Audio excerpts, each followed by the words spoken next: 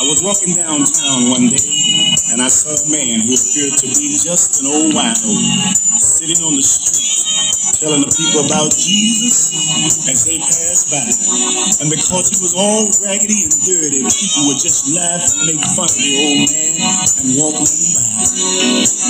And he said, because of the way I am, no money, no fancy clothes, fine homes and cars, a lot of people consider me as nothing and say I don't know what I'm talking about. But there's one thing that he said that really touched my heart and stayed on my mind. When that old man looked up and said, there's no substitute for salvation. There's nobody like Jesus. You know, people are looking for substitute saviors and they're looking for pseudo-God. That's the reason so many people go on drugs. They're looking for a way out. Well, I tell you, the only way out is up. The only one who can bring us out is the Lord Jesus Christ. There's no need of depending on drugs. We have a drug for everything. If you're sleepy, there's a drug to wake you up. If you're having some insomnia, there's a drug to cause you to sleep. If you're fat, there's a drug to make you lean. If you're lean, there's a drug to make you fat. Drug for ulcers, high blood pressure, dandruff, athletes foot, drug for everything. Leave home in the morning, gonna have a busy day, and you'll take a pep pill. Come in the evening and calm down with a martini. Some people even think that prayer is by proxy, that you have to get somebody else to do your prayer. Now, I appreciate people praying for me, but nobody can talk to the Lord for me like I can. And I'm so glad that He has provided a communication system where I can get in touch with Him anywhere, talk to Him about anything, and nobody's in my way. And nobody can cut off the system. And nobody can cut off the system. Please, Africa is dying. Africa is dying. Africa, is being murdered. And we are sitting like bloody fools. The disease called AIDS is a man-made disease. There are wars in Africa which make no sense to me as a black man. Why do they fight? People fight in order to get rid of something that is giving them pain. Whether that something is a tribal chief or a corrupt modern government. They want to fight to remove this burden or to be destroyed by it. That is the idea behind a rebellion. Why? Because you find this force of rebels facing the government, and all of a sudden the rebel army splits into little factions which start fighting each other and not the real enemy. And soon it becomes a situation where everybody is fighting everybody else and the whole thing is getting nowhere. I say that these wars which are destroying Africa this way are orchestrated by forces from outside. Africa is being murdered, and a race of people which once founded some of the world's greatest civilizations is being cruelly exterminated, and our politicians appear to be hypnotized as like a little antelope hypnotized by a python. Don't our leaders know what is going on? I'm going to talk, sir. I'm going to talk, and I'm going to reveal and damn the consequences. I am not a brave man, but it's high time somebody stood up and exposed the conspiracy around Africa and her people. This is the story. A story you find throughout Africa. There was once a time when the blue sky was invisible, when the whole world was covered with mist, when you could not see the sun as it is now. You only saw it as a splash of white light moving slowly across the sky. At that time, there was an eternal drizzle every day of the year. At that time, people could not see the stars. People only saw the trees growing, trees which were very, very big. There was no desert at that time, only jungle everywhere where you were. At that time, people were what we call in Zulu, Ngubili. A human being was both male and female in one body. And out of the sky, one day came terrible objects. They were like gigantic bows made of huge gleaming gold. They were shaped like bows without strings, and they were bigger than the biggest mountain. They came out of the sky bringing great noise, black smoke, and fire with them. And out of those huge objects came them.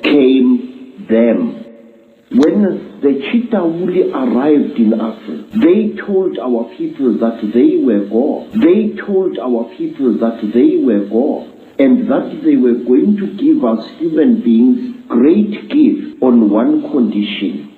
We had to worship them. We had to worship them and accept them as our creator, Some told our people that they were our elder brothers and that this earth had produced them generations ago. And they said they had come back to the green womb of their mother and that they were going to make us into God. What they did, they created a very strange pair of caves in the land. They dug 2 caves and they drove human beings into these caves. And each human being had to choose which cave the human being wanted to go into. And those who went into the green cave came out as women, and those who went into the red cave came out as men. The Chitauri told our people that now they were perfect. But the moment the first men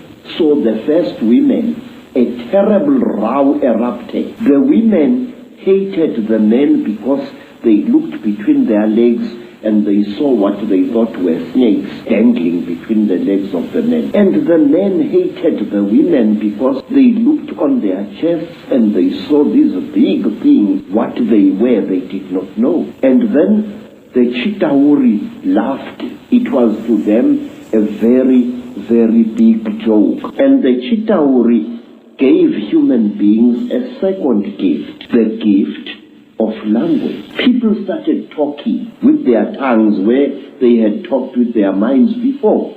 And there was a big rubbish starting again, because this man did not know the language of that man. And when this man greeted that man, this man thought that he was being insulted, and so a lot of murder and culpable homicide started taking place all over the world. When our people were given language, they found to their horror that they had lost much of their mental power. They had paid a terrible price. But the Chitauri were now the masters of human beings. They made them, the human beings, to go into holes in the ground and to mine metal, gold, copper, tin, all kinds of metal. The Chitauri forced our people to mine. And the people were very unhappy because they couldn't cope with the new sexual differences which were there now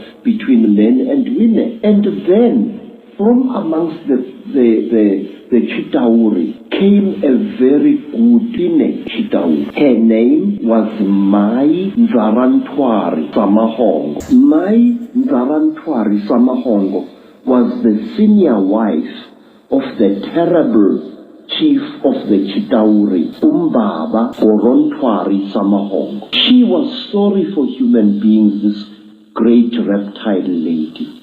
She said to the poor people, "Ow, you are unhappy." And the people said, "Yes, great one. We go into the holes every day, we dig the stones and we bring it to the gods. But we are not happy." Mai Nzarantwari scratched her scaly chin and began to think and to think. She was terribly ugly. Her eyes were awful, like lights in the darkness. But she had mercy in her heart. And she taught the men and the women how to make love. And she said, "Look, we divided you into males and females. Now this action is going to bring you together. But it did not, because anyone who receives a gift from the Ntwari, the children of the python, is always in trouble. What happened was that when one guy slept with his wife, he didn't find her much, so he went to steal another guy's wife, and there was a big remorse, as we say in Afrikaans. Baba Ntwari activated a black hero called Mweru, and Mweru challenged the great chief of the serpent people to a fight, and he cut off the royal penis of the king of the snake people, and that caused a big war. Mweru ran away, but Umbaba, the terrible chief of the people, caught him and arrested him and brought him to his village. And there, the great chief Korontwari Umbaba said, "Look, you cut off my thing, and I have replaced it with one made of gold, and I can't make love to my wife anymore. You think too much, you wretched little human being." Now, Umbaba had a terrible nail in one of his hands, a claw, and with this claw, he drove the claw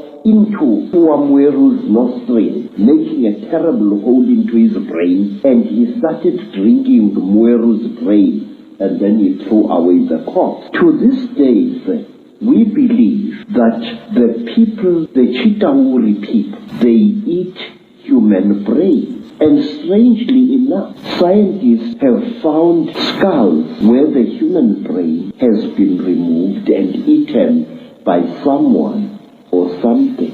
You see, sir, you white people say that there are alien beings on this earth. No, you are wrong. The earth in which we live has produced 24 different races during its long existence.